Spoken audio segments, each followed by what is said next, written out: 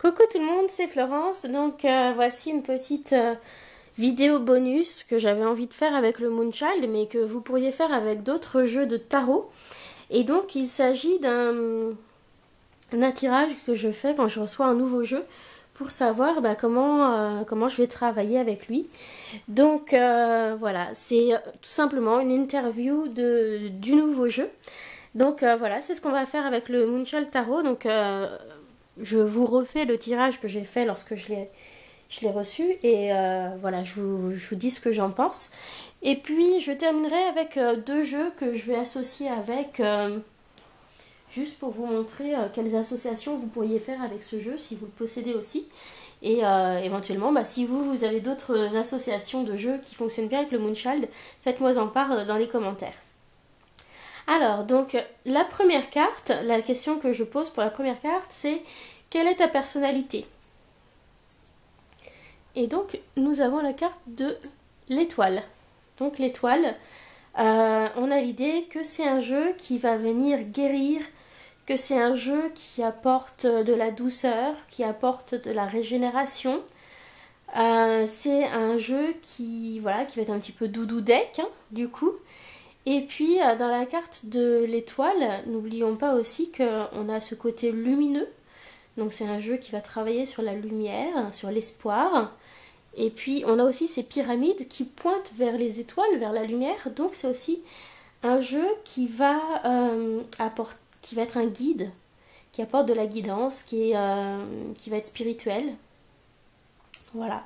Et puis en dehors de ça, c'est assez sympa d'avoir la carte de l'étoile puisqu'il y a quand même une atmosphère assez cosmique dans ce jeu. Donc voilà, c'est vrai que ça fonctionne bien.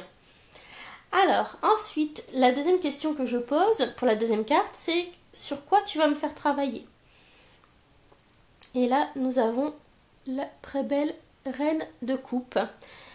Donc ce jeu va faire travailler sur l'épanouissement émotionnel, sur l'ouverture du cœur, sur l'ouverture aux autres aussi, le côté relationnel, sur l'intuition, sur la sagesse qui est connectée au cœur. Voilà, elle fait travailler davantage l'émotionnel et vers l'accomplissement émotionnel. Voilà. Aussi les capacités peut-être d'écoute, de réception, d'empathie. Voilà. Alors, ensuite, troisième carte. Donc, qu'est-ce que tu m'apporteras? Et là, nous avons, pardon, je ne vous ai pas montré plus près, le 2 d'épée. Donc, avec la petite lumière là qui est dans le fond, on a l'idée qu'il va apporter de la clarté dans des situations où il y a un blocage. Donc, c'est intéressant. Voilà, il aide à prendre des décisions, il aide à y voir plus clair. Et tout ça, voilà, c'est lié à sa qualité de guide aussi, hein, de ce côté guidance qu'il porte en lui. Et il vient aider à faire la part des choses, à prendre des décisions en éclaircissant les choses, mais aussi en écoutant son cœur. Voilà. Et dernière chose, pardon, qu'est-ce que tu n'apportes pas? Et ici, on a le magicien, ce qui n'est pas très étonnant parce que le magicien, c'est quand même une carte qui est ancrée dans la matière, dans le concret, qui est assez terre à terre. Et c'est vrai qu'on a un jeu qui est quand même plutôt dirigé vers le cœur, vers la spiritualité. Donc c'est pas si étonnant que ça qu'il soit pas tellement adapté pour des questions très terre à terre. Voilà. Donc je trouve que c'est très intéressant et le travail proposé avec l'ouverture du cœur, c'est quelque chose qui me parle parce que je suis quelqu'un de plutôt mental. Et donc voilà, ça peut être intéressant aussi de comprendre comment peut-être aussi l'émotionnel peut créer des blocages et comment donc déverrouiller ce côté émotionnel pour éliminer certains blocages. Voilà, ça peut être... Voilà, donc vous voyez, c'est un tirage, je trouve, qui est très intéressant à faire lorsqu'on a un nouveau jeu. Donc vous pouvez le faire avec n'importe quel jeu de tarot et il vous parlera, il vous dira ce qu'il va vous apporter. Et là, en l'occurrence, je trouve que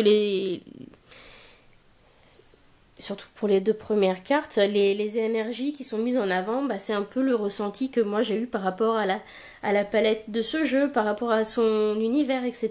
Donc voilà, je trouve que c'est un tirage qui est intéressant à faire. Vous pouvez le faire aussi avec des oracles, ça fonctionne bien. Alors je vais laisser quelques cartes et maintenant je vais vous parler d'associations que j'ai déjà essayé avec ce jeu, que j'ai trouvé sympa. Donc j'ai bien aimé l'associer avec le Vintage Wisdom Oracle de Victoria Mosley. Tout simplement parce que les 2 jeux ont un univers un petit peu vintage, avec des photomontages.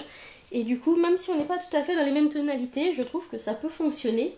Et c'est aussi un jeu, les 2 sont des jeux assez féminins. Et du coup, je trouve que les conseils se complètent bien. Donc voilà. Allez, on va prendre une.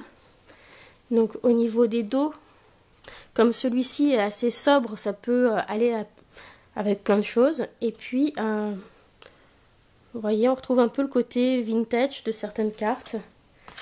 Alors on va être dans des tons un peu plus sépia, mais voilà, il y en a qui fonctionnent vraiment bien comme carte avec. Hein.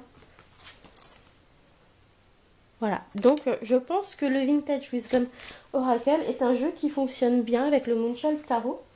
Et puis un autre jeu qui va bien fonctionner aussi, c'est le Moonology Oracle Card de Yasmine Boland, qui est un jeu qui permet de travailler avec la magie lunaire et voilà, de reconnaître les influences que la lune a sur nous. Et en cela, il va être très complémentaire du Moonchild Tarot. Notamment si vous tombez sur la carte qui s'appelle Moonchild et qui vous demande de travailler avec les énergies de la lune. Et donc voilà, ça va bien fonctionner ensemble.